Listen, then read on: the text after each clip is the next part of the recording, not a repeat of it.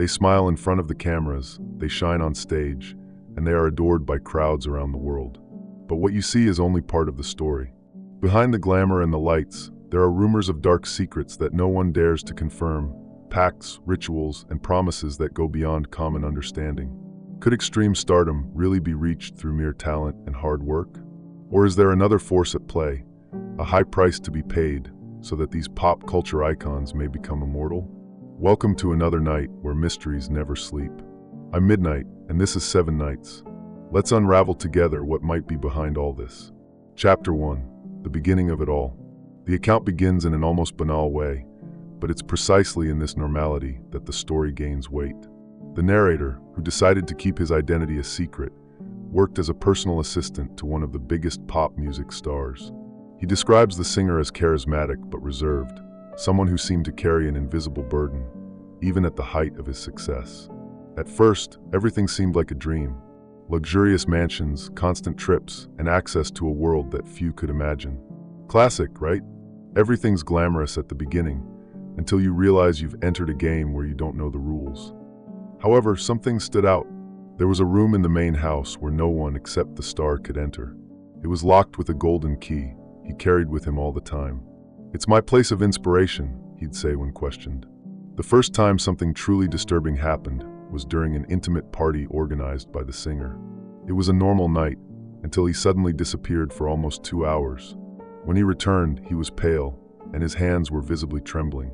"They want more," he muttered to himself, as if answering a question no one had asked. Who were they? This kind of behavior became increasingly frequent. Days later, the narrator accidentally overheard a conversation between the singer and one of his producers. "You know the contract can't be broken," the producer said, in a tone that was more threatening than reassuring. But what contract was this? There were no papers or lawyers present. It was something different. Shortly afterward, the narrator was tasked with organizing a very peculiar meeting. The event, set for a night of the full moon, required the presence of only a select group of people. Instructions were sent out in advance, including the mandatory use of black attire and the absolute prohibition of electronic devices. On the night of the meeting, the atmosphere in the mansion was strange. The air seemed heavier, and the house was quieter than usual, as if it was preparing for something. The guests, who were usually influential figures, seemed uncomfortable yet determined. There was something in the air that no one dared to question. The highlight of the meeting was the star's entrance. He carried a dark wooden box, studded with symbols that looked ancient and indecipherable. He placed it in the center of the room and asked everyone to form a circle around it. What was in that box? The atmosphere was so charged that even the narrator, watching from a distance, felt his skin crawl. When the box was opened, it revealed an unusual object, resembling a luminous stone that seemed to pulse like a living heart. Everyone fell silent as the singer began to recite words in an unknown language. It was as if the room was being filled with something that was not human, something that did not belong there. One of the guests tried to leave, but the door, which had been unlocked before, would not open. He began to sweat and mumble something about not being ready for this. What could be so terrifying as to make someone, apparently powerful, panic? And then it happened. The temperature in the room dropped abruptly, and the object in the box shone intensely before a hooded figure emerged from the shadows. Its presence was oppressive, as if it drained the energy of all those present.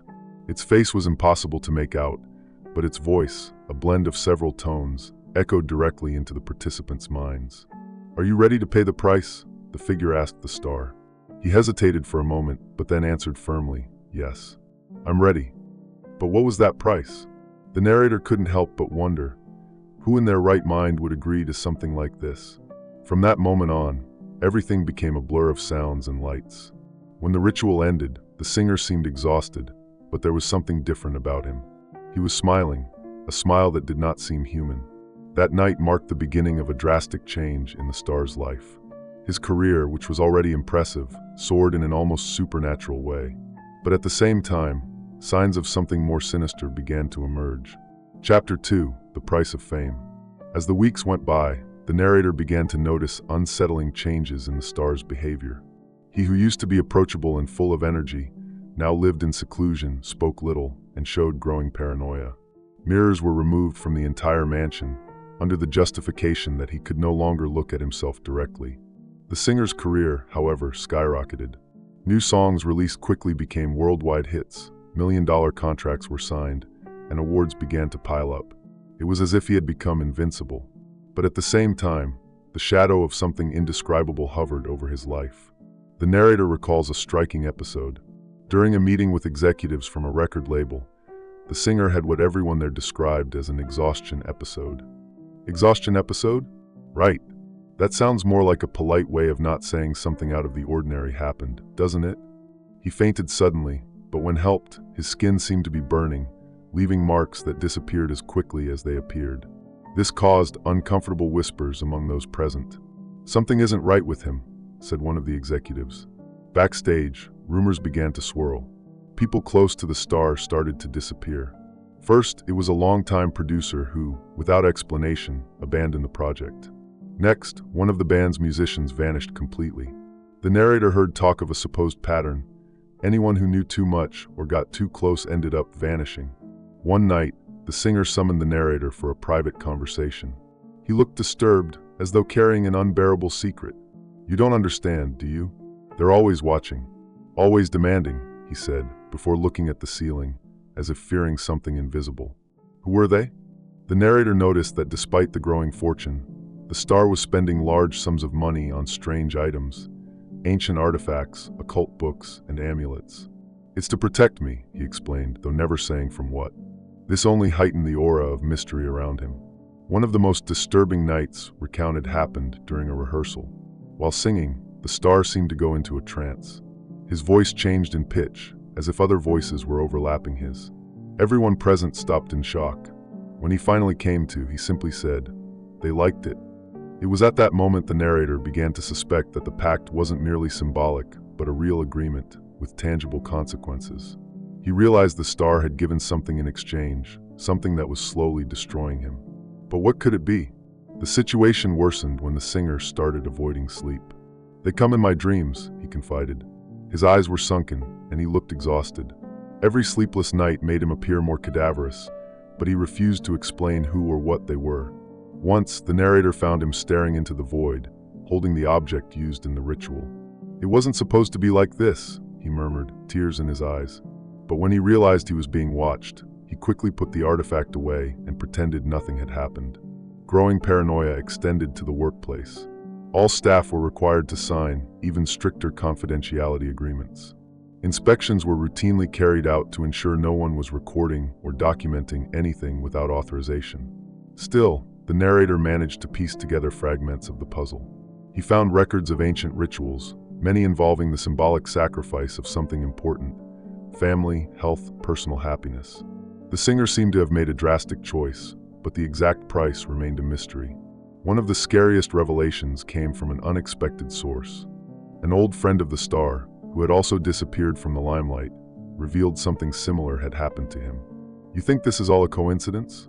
There's no success without cost," the friend said before disappearing again.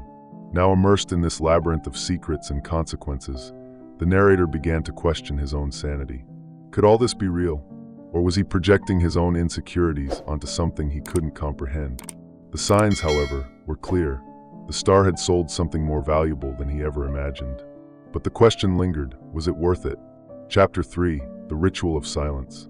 As time passed, the narrator felt he was getting closer to the truth, but also more terrified by what it might imply. Life around the star had become a theater of appearances. To the public, he was the embodiment of success. To those backstage, he was a shadow of himself. Everything reached a new level of strangeness on a night the narrator dubbed the Ritual of Silence. That was when the star, without explanation, canceled engagements and ordered the mansion evacuated. Only 4 people, including the narrator, were allowed to remain. "Tonight is important," he said, without looking directly at anyone. At midnight, the chosen ones were taken to the mansion's central room. If an event starts at midnight with candles and strange symbols, obviously it's not ending with a little coffee, right? The windows were covered with heavy black curtains, and the only light came from candles arranged in a pattern too deliberate to be accidental. A circle was drawn on the floor with symbols the narrator recognized from the books the star obsessively collected. In the center of the circle, the pulsating object reappeared, but this time its glow seemed stronger, almost as if reacting to the people's presence. The narrator felt his heart race as the star positioned himself in the middle of the circle, in total silence, as if waiting for something or someone. Minutes passed in absolute silence, broken only by the distant sound of a wind that shouldn't exist inside such a well-insulated house. Suddenly, the star began to mutter words, but his voice was different, deeper, as if channeling another presence. What happened next was disturbing. The object in the center began to emit a low sound, almost like chanting, and the air grew colder. The other people seemed frozen in place, unable to react. The narrator described this feeling as an invisible hand gripping my soul. And then, a shadow rose from the circle. It was neither a person nor a recognizable shape, but a tangible presence. It hovered over the star like a dense cloud. He did not appear frightened, but rather resigned. "I did what you asked," he said, his voice trembling slightly. "Now leave me alone." The answer was a collective whisper, impossible to interpret, but it left everyone present with the sense that something bigger was at play. The shadow vanished as quickly as it had appeared, leaving only the object pulsing, now weaker. The narrator couldn't sleep that night. He tried, but every time he closed his eyes, he saw that shadow, felt that cold. He couldn't stop wondering why someone would submit to something so terrifying. In the following days, the star acted as if nothing had happened, but his physical condition began to deteriorate rapidly. He looked thinner, tired, and pale, as though life was being drained from him little by little. Still, his shows went flawlessly, his voice never faltered, and his moves were perfect, almost as if he wasn't human on stage. The narrator began looking for answers. He delved into ancient books, investigated symbols, and tried to connect the dots. He discovered that the circle pattern and the muttering in strange languages were characteristics of occult rituals recorded in ancient manuscripts, generally associated with the invocation of powerful entities. But no explanation seemed satisfying for what he had witnessed. A crucial revelation came during a casual conversation with another staff member who had worked with the star for a long time. He confided something that sent chills through the narrator. "You think he's the only one? They all have something in common. It's not luck, it's not just talent. It's something beyond what we can understand."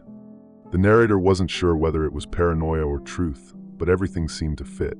The meteoric rise, the signs of physical exhaustion, the strange rituals, and the aura of mystery, all pointed to a pact.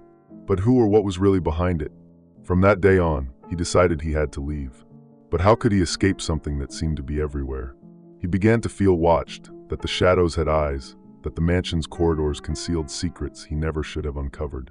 He knew he couldn't stay there, but the feeling that something even bigger was waiting for him was inescapable. What price had the star really paid? And more importantly, did he already know that the price would be more than he could bear? Chapter 4. The Forbidden Mirror. Mirrors were banned from the mansion by direct order of the star. For the staff, this decision was bizarre, but considering his increasingly erratic behavior, no one dared question it. Anyone who works in a place like this knows the number one rule: the fewer questions you ask, the longer you stay alive. Only the narrator seemed intrigued enough to try understanding the reason. He knew it had something to do with what was happening, but what? One night, while organizing one of the rarely used rooms, he found something curious: a small hand mirror left on top of the dresser. It looked ordinary, but there was something about it that made him uneasy. The narrator knew he shouldn't touch it. Something inside him screamed that, but his curiosity was stronger. He held the mirror, studying its surface. At first, everything seemed normal, just his reflection staring back at him. But as the silence in the house deepened, something began to change. The reflection seemed off. It was him, but not quite. There was something in the eyes, an expression he knew wasn't his own.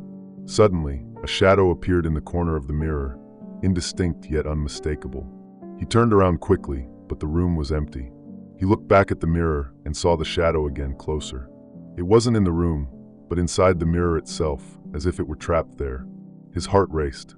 He tried to put the mirror down, but his hand seemed glued to it, as though an invisible force was compelling him to keep looking.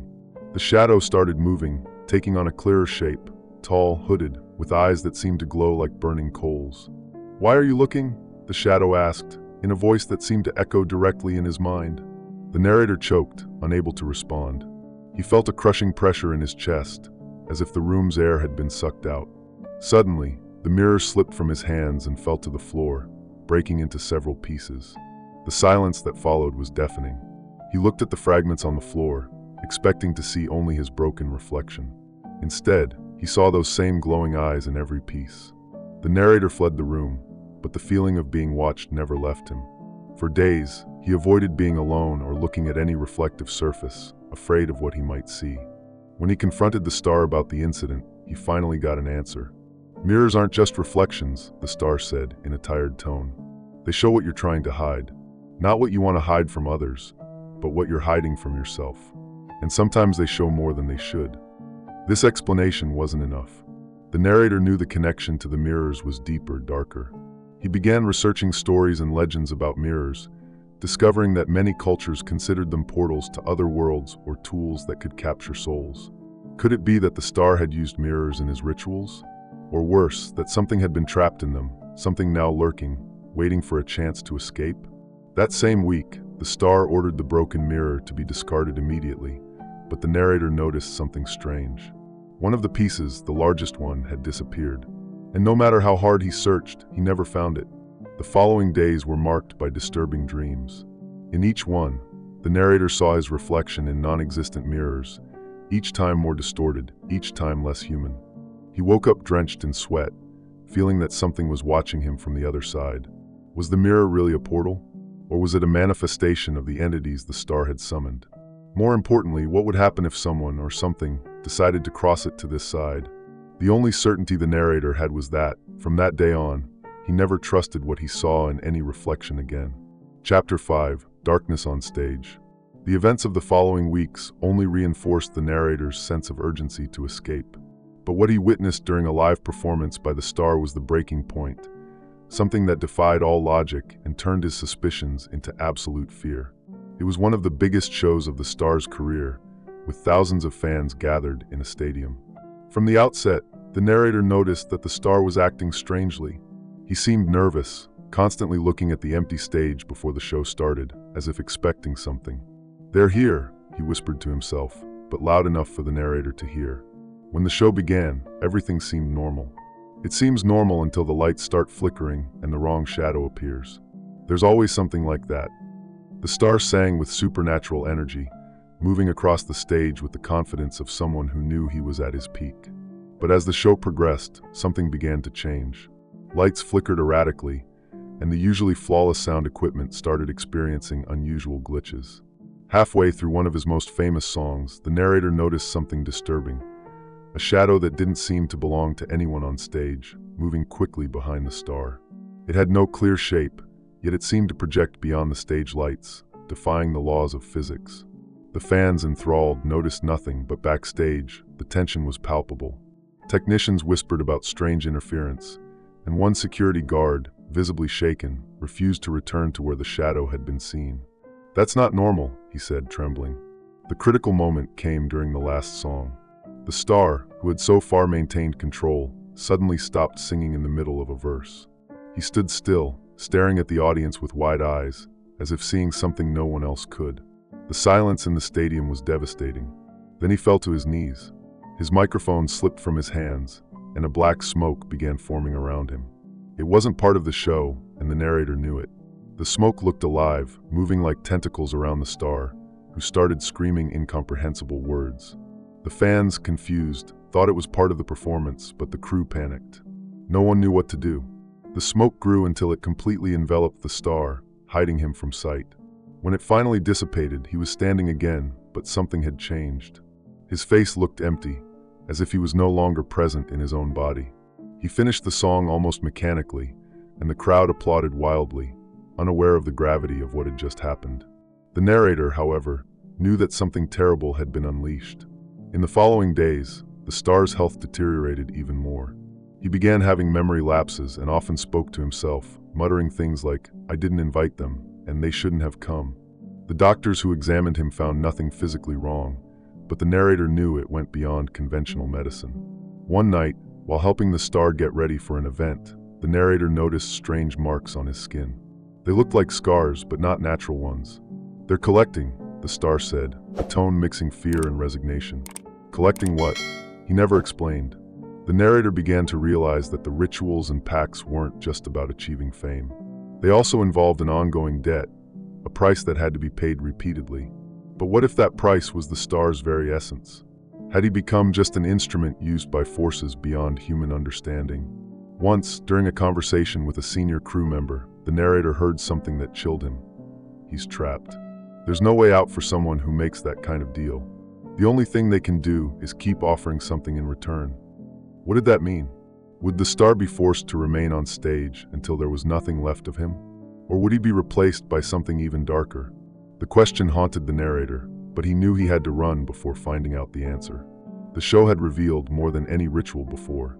There, in front of thousands of people, the darkness had shown its face, subtle but undeniably present. It was enough to convince the narrator that he was caught up in something he should never have witnessed. Chapter 6: The Last Request. Life at the mansion became unbearable. The narrator knew he was reaching his limit. Nights were marked by dreams bordering on nightmares, where voices whispered promises and threats while shadows danced at the edges of his vision. He felt that not only was the mansion watching him, it was trapping him like a snare. That was when the star summoned him for a private conversation. It was unusual for him to ask so directly, but the tone of his voice was desperate. The narrator entered the forbidden room for the first time, a dark, oppressive space smelling of burnt incense mixed with recently extinguished candles. The room was cluttered with strange objects, thick-covered books written in languages he didn't recognize, oddly shaped amulets, and drawings of symbols that seemed to throb with their own energy. In the center of the room, the object used in the ritual rested on a table, covered by a black cloth, as if even the star feared seeing it directly. The star was seated in an armchair, thin and visibly exhausted. He looked like a shadow of the man he once was. His gaze was distant, as if he saw something beyond visible reality. He motioned for the narrator to sit down, and then, after a long silence, began to speak. "I need you to run," he said, his voice low, almost a whisper. "Get out of here. Never look back. Don't talk to anyone about what you saw. And never, ever mention my name. That line never comes for free. If someone tells you that, it's because it's past the point of you trying to understand." The narrator was shocked. For months, he'd tried to grasp what was happening, but hearing the star admit something was wrong felt like confirmation of his worst fears. "Why are you asking me this now?" he asked, trying to hide the tremor in his voice. The star looked at him, tears filling his eyes. "I don't have much time. They're taking me little by little, and I know there's no way out for me. But you still have a chance. If you stay here, they'll want you too. And believe me, you don't want to know what that means." The narrator tried to insist. "Who are they? What did you do?" For a moment, the star hesitated, as if the words were difficult to say. "I made a pact. I thought it was just a game, something symbolic. But it wasn't. They gave me everything I asked for, but now they want something in return. And it's not just my life. It's something deeper, more eternal." The room seemed to grow colder, and the narrator felt a chill run up his spine. He tried suggesting the star could simply stop, abandon everything and disappear, but the star's bitter laugh cut him off. "You think they'll let me go? There's no escape. Not after all I've done. What I'm asking is your only chance. Leave before it's too late." Before the narrator could respond, the star stood up and picked up a sealed envelope. He handed it over with trembling hands. "Take this with you. It's all I know. But don't open it now. Wait until you're far away. Very far." The narrator hesitated, but accepted the envelope. He looked at the star one last time, feeling a mix of pity and horror. The man before him was no longer the one he had known. He was a shell, a distorted reflection of someone who had paid dearly for what he wished for. That same night, the narrator left the mansion, leaving everything behind. He drove aimlessly, the envelope weighing in his hands, but he didn't dare open it immediately. Days later, when he finally found the courage to open it, he discovered what looked like a diary. The pages were filled with detailed descriptions of the rituals, the entities invoked, and the prices paid. But the last page was what marked him forever. It contained only one sentence. "What they want is more than souls. They want eternal presence. And I was just the beginning." The narrator closed the diary with trembling hands, understanding he could never share what he knew. And deep down, he knew he was being watched, no matter where he went. After everything he had witnessed, the narrator knew he would never be the same. He left behind the mansion, the star, and the entire world that seemed bright but hid unfathomable darkness. Yet something inside him remained restless. He couldn't shake the feeling that the shadows were following him, that the eyes that watched him at the mansion were still around, even miles away. The question that haunted him was simple yet devastating. What if no one is truly safe? The pacts, the rituals, the entities, everything felt like part of an endless cycle, something bigger than anyone could imagine. The narrator knew his silence was his only means of survival. But still, in every shadow, in every reflection, he wondered, when would his turn come? This story is just one piece, and one day, maybe you'll see the entire puzzle. If it made you think as well, subscribe and like the video, as it helps the channel grow. Don't forget to share it. After all, more voices mean more discoveries. If you've made it this far, it's because something in this mystery captivated you. But I bet you haven't seen everything yet. Click on the next videos now to continue your journey into the unknown. Don't forget to comment, like, and subscribe so you don't miss the next secrets I'm about to reveal. But be careful, once you step inside, there's no turning back.